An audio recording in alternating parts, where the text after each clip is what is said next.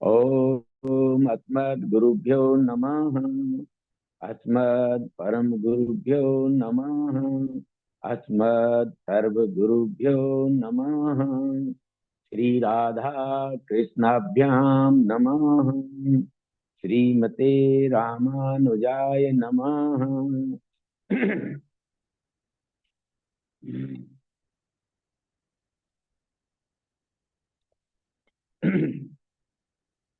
लंबोदरम परम सुंदरम एकदंतम पीतांबरम त्रिनयनम परमं पवित्रम उद्गीर दिवाकर निभोज्वल कांति कांतम विघ्नेश्वरम सकल विघ्नहरम नमामि। अखंड मंडलाकारं व्याप्त येन चराचरं तत्पदं दर्शितं येन तस्मै श्री गुरुवे नमः। नारायणं नमस्कृतं नरं चैव नरोत्तमं देवीं सरस्वतीं व्यासं ततो जय मुदीरये। जय तु देवो देवकी नंदनोऽयं जय तु कृष्णो वृष्णीवंश प्रदीप। जय तु मेघा श्यामला कोम्बलांगं जय तु पृथ्वी भारनाथो मुकंदः। वरहापीडं नटवरवपो कर्णियो कर्णिकारं बिभ्रद्वासः कनककपीशं वैजयन्तीं च मालां रन्ध्रान् वेणोरधरसुधया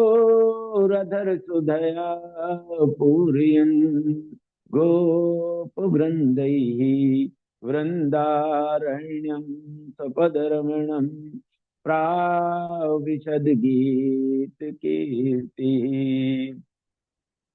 श्री राम राम रघुनंदन राम राम श्री राम भरताग्रज राम राम श्री राम राम रण कर्कश राम राम श्री राम राम शरणं भव राम राम। श्री रामचंद्र चरणौ मनसा स्मरामि श्री रामचंद्र चरणौ वत्सा गृह्णामि श्री रामचंद्र चरणौ शिरसा नमामि श्री रामचंद्र चरणौ शरणं प्रपद्ये। माता रामो मत्पिता रामचंद्रः स्वामी रामो मत्सखा रामचंद्रः। सर्वस्व मे रामचंद्रो दयालु नान्यं जाने नेव जाने न जाने। रामाय रामभद्राय रामचंद्राय वेदिते रघुनाथाय नाथाय सीताया पतये नमः।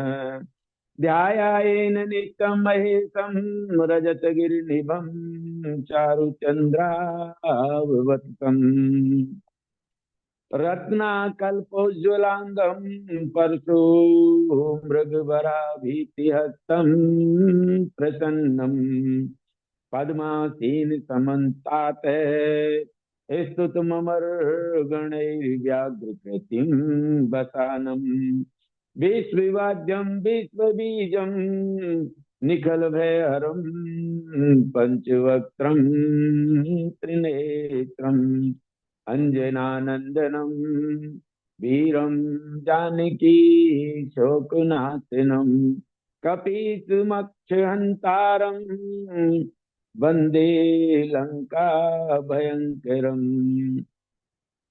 मूकं करोति वाचालं पंगुं लंघयते गिरिं यत्कृपातमहं वन्दे परमानंद माधवम्।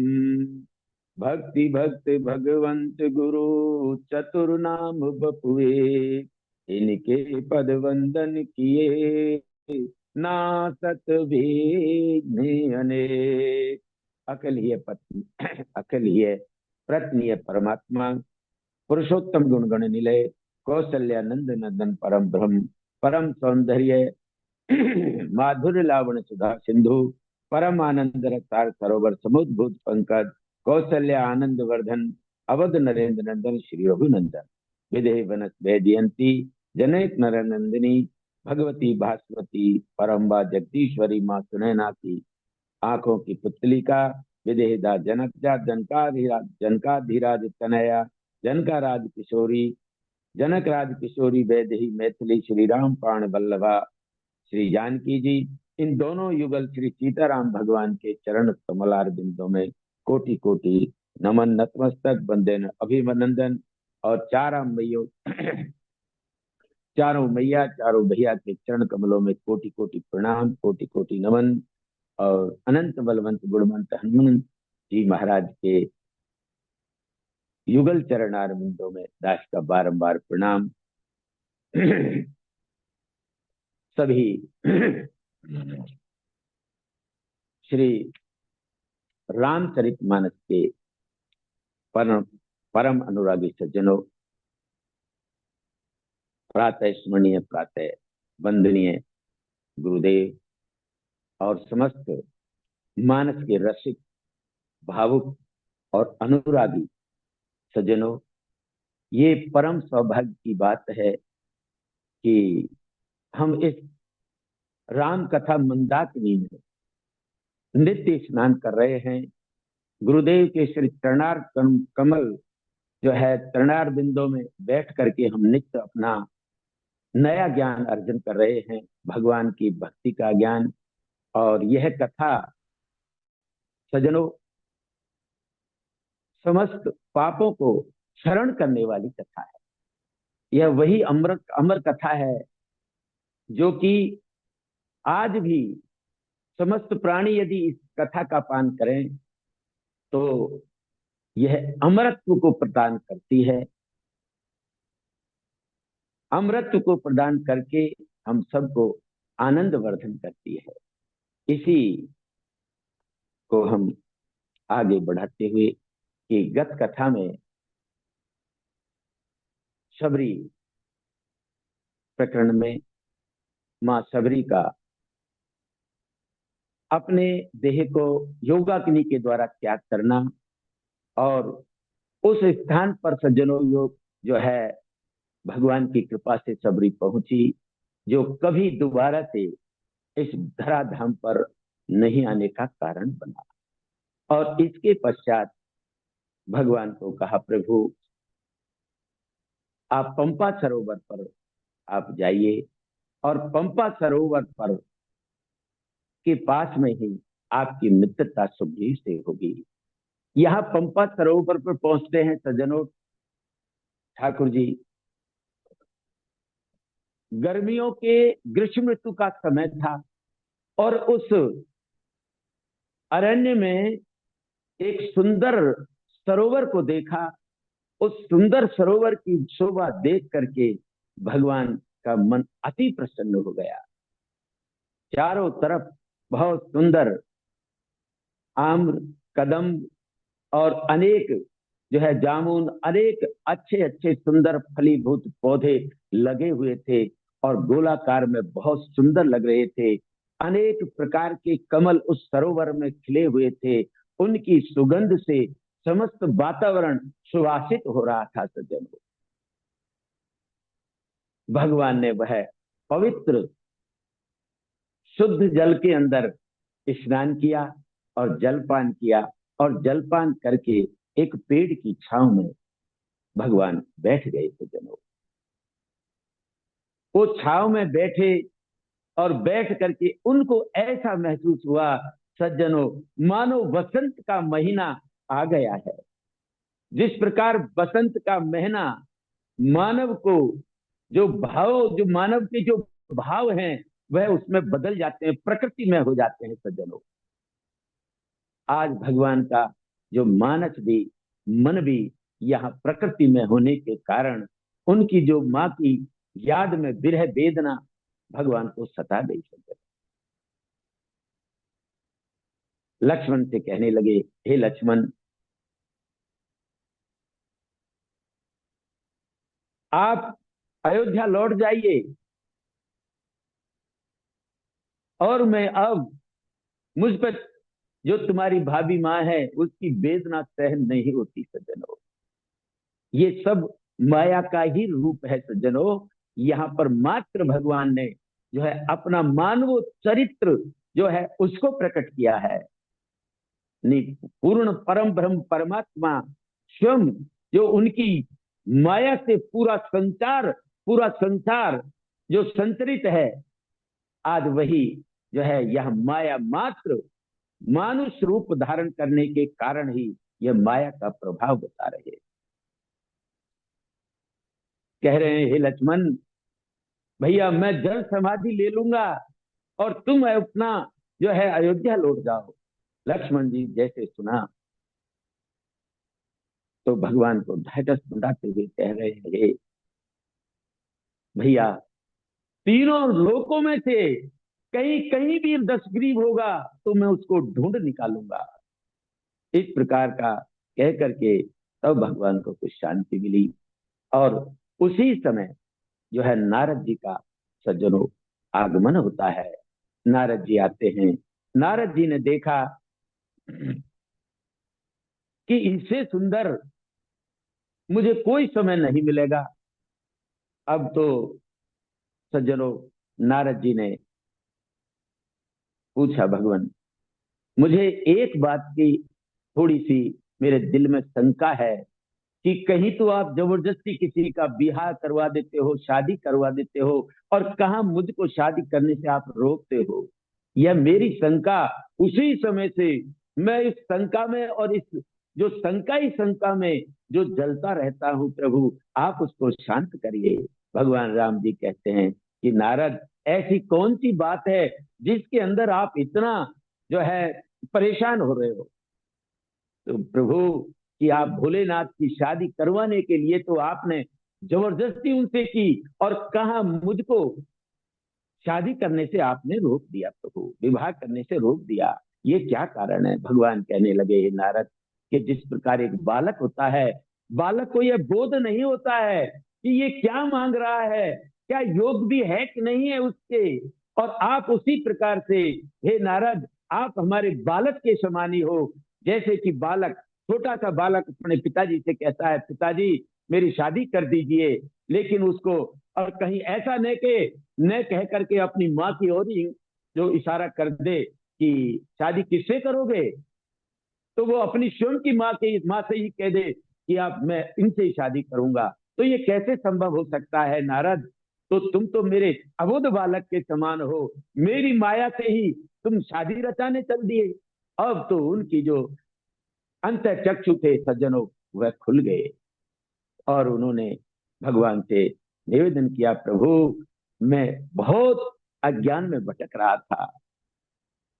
तो सज्जनों ज्ञानी भगवान शंकर का जब यह नाम आया कि भगवान शंकर, तो कहा कि ये तो मेरे ज्ञानी भक्त हैं।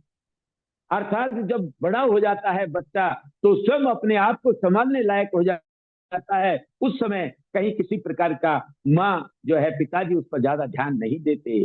वो अपना हित और अहित सब कुछ जानते हैं। और भक्त सदा ही जो है उसका भगवान जो है एक शिशु के समान बालक होता है, भगवान सदा उसका ध्यान रखते हैं। सज्जनों ज्ञानी का तो पतन हो जाता है, लेकिन कभी भक्त का जो है पतन होते नहीं देखा। इस प्रकार से तब उन्होंने कहा, प्रभु मैं आपसे और निवेदन करता हूं। तो कहा कि बोलिए नारद क्या कहना चाहते हो। राम सकल ना मई ते अधिका हो नाथ अग खग गण बधिका। हे प्रभु ये जितने भी आपके नाम हैं उसमें सर्वोपरि यह नाम राम नाम हो जाए, प्रभु मुझे ऐसा वरदान दीजिए, क्योंकि यह समस्त पाप रूपी पक्षियों को मारने के लिए ये बधिक के समान है। और भगवान ने कहा यदि आपकी ऐसी इच्छा है तथास्तु। अब नारद जी ने कहा प्रभु मेरी एक इच्छा और है, उसको भी पूरी कर दीजिए। तो बोले क्या चाहते हो? अब एक तरफ तो भगवान स्वयं दुखी है और अपनी नारद जी अपने इच्छा पे इच्छा रखे जा रहे हैं। सज्जनों, यह बड़ी विडंबना है। आज कोई भी व्यक्ति किसी दुख का, दूसरे के दुख का अनुमान नहीं लगा रहा है कि वह कितना दुखी है, और मात्र हमारे दुख का ही निवारण करने के लिए हम पे दुख का दुख दिए जा रहे हैं। या सज्जनों, भगवान जो सेवक बनाते हैं तो हम तो सोचते हैं कि भगवान ने हमको सेवक बनाया है तो हम भगवान की सेवा करेंगे। लेकिन सज्जनों, ये से बिल्कुल उल्टा कार्य है। जब भगवान सेवक बनाते हैं तो हम यह सोचते हैं कि ठाकुर जी उनकी सेवा करने के लिए सेवक बना रहे हैं। क्यों? अब ये इसको रूप को हम कैसे समझेंगे? क्योंकि ठाकुर तो वह तो स्वयं ही पार ब्रह्म है, परमेश्वर है। उनको न कोई सेवा की आवश्यकता और न किसी मनोकामना की आवश्यकता, न किसी और चीज की कोई आवश्यकता। मात्र हमारी मनोकामनाओं को पूरी करने के लिए ही वह हमको सेवक जो है हमारी सेवा स्वीकार करते हैं। सज्जनों, आज नारद जी के कहने पर भगवान क्या कहते हैं? सुनि मुनि संतन के गुण कहूं, जिनते मैं उनके बस रहे हूं। तो हे मुनि, मैं आपको संतों के लक्षण सुनाता हूं जिसके प्रभाव से मैं उनके बस में रहता हूं। छठ विकार जित अनघ अकामा, अचल अकिंचन सुचि सुख धामा। छह विकारों से मेरे जो भक्त हैं, जो संत हैं, वो छह विकारों को जीते हुए रहते हैं। छठ विकार काम क्रोध लोभ मद मोह मद मत्सर, तो इस प्रकार। और जित अनघ अकामा, वो पाप रहित होते हैं और अकाम होते हैं। कोई वो किसी प्रकार का कोई इनकी इच्छाएं नहीं होती। अचल, हमेशा स्थिर बुद्धि रहते हैं। अकिंचन, सर्व त्यागी करने, सर्वस्व त्याग करने के लिए तत्परता रहते हैं, तत्पर रहते हैं। यानी कि अकिंचन सर्व त्यागी होते हैं। सुचि सुख धामा, पवित्र और सुख के धाम होते हैं। अमित बोध अनियमित भोगी, और अमित ज्ञान के भंडार होते हैं सज्जनों। और अनिय इच्छा रहित होते, कोई उनकी इच्छा नहीं होती। मित भोगी और अल्पहारी भी होते हैं। सत्य सार कवि कोविद जोगी, और सत्य कवि और विद्वान और योगी होते हैं। सावधान मानद मदहीना, और हमेशा सज्जनों सावधान रहते हैं कि कहीं मानद मदहीना, कहीं मद में आकर के कहीं किसी का कहीं अपकार न कर दे। धीर धर्म गति निपुण परिमा प्रवीणा, और धीर धैर्यवान होते हैं, धर्म की गति में और धर्म के मर्मज्ञ होते हैं। परम प्रवीण, धर्म की जो है ज्ञान में, उनके मर्मज्ञ में परम प्रवीण होते हैं। गुनागार संसार दुख रहत विदक विगत संदेह, तजि मम चरण सरोज प्रिय, दिन कहूं देयन गे। गुणागार संसार दुख, वह समस्त गुणों के आगार होते हैं सज्जनों। जिस प्रकार की नदियां जो है समुद्र में उमड़ उमड़ करके और समुद्र में विलीन हो जाती है, इसी प्रकार के संसार के जितने भी जो गुण हैं वह वापस आ करके और उसमें आ करके इकट्ठे हो जाते हैं। और संसार दुख रहत विगत संदेह, और किसी भी प्रकार का संदेह और शंका यदि किसी के रहती है सज्जनों, तो वह स्थिर हो ही नहीं सकता। और जब स्थिर कोई व्यक्ति नहीं हो सकता है तो भगवान की भक्ति वह उसे नहीं हो सकती। इसलिए तजि मम चरण सरोज जो प्रिय है, मेरे चरण कमलों को छोड़ करके, और न उसको देह ही प्रिय है, न तो देह प्रिय है, और न ही गेह प्रिय है, घर प्रिय है। निज गुण श्रवण सुनत सकुचाई, और सज्जनों अपने गुणों को सुन करके वह सच्चा जाता है और बड़ा ही जो है सरलता से उस बात को लेता है। ऐसा नहीं कि उसकी बढ़ाई कर दी तो वह सोचता है कि मैं तो अब ज्ञानी हो गया, परम ब्रह्म ज्ञानी हो गया। और परगुण सुनत अधिक सत, अधिक हर्षाई। और दूसरे के गुणों को सुन करके मेरा जो भक्त है, वो संत है, सदा ही खुश होता है, हर्षित होता है। सम शीतल नहीं त्यागे नीति, या समान भाव, उसको समभाव रहता है सज्जनों। न किसी को बुरा बुरा समझे, न अच्छा समझे, न बड़ा समझे, न छोटा समझे, न ऊंचा समझे, न नीचा समझे। सम शीतल नहीं त्यागे नीति। और शीतल यानी कि हमेशा शांत रहने वाला रहता है, त्याग ही नीति। और कितनी परिस्थितियां उसके सामने आ जाओ सज्जनों, लेकिन नीति का त्याग नहीं करता। सरल स्वभाव सबई सन प्रीति। यह भक्ति का भी चरम जो है, जब व्यक्ति भक्ति में चरम पहुंच जाता है सज्जनों, तो उसका सरल स्वभाव हो जाता है। सरल स्वभाव के अंदर जो है लय, अर्थात सीता और राम, सीता लक्ष्मण और राम उनके हृदय में आकर के विराजमान हो जाते हैं। जब ठाकुर स्वयं विराजमान हो गए तो यह समझिए कि वह सरल स्वभाव का हो जाता है। सरल स्वभाव ने मन कुटलाई, जथा लाभ संतोष सदाई। ये भी कहा गया है संतोष जो है सज्जनों। स्वभाव ने सभी सन प्रीति, और सभी के साथ वह प्रीति भाव, प्रेम भाव करने वाला हो जाता है। जप तप व्रत जम संजम नेमा, गुरु गोविंद विप्र पद प्रेमा। और जप तप व्रत नियम संयम और नेम, और गुरु गोविंद के चरणों में प्रेम होना चाहिए। गुरु गोविंद और ब्राह्मण के चरणों में यदि प्रेम नहीं है तो वह मेरा भक्त नहीं हो सकता सज्जनों।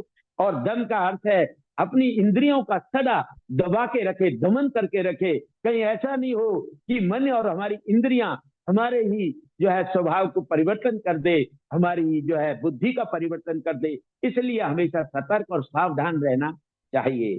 श्रद्धा क्षमा मैत्री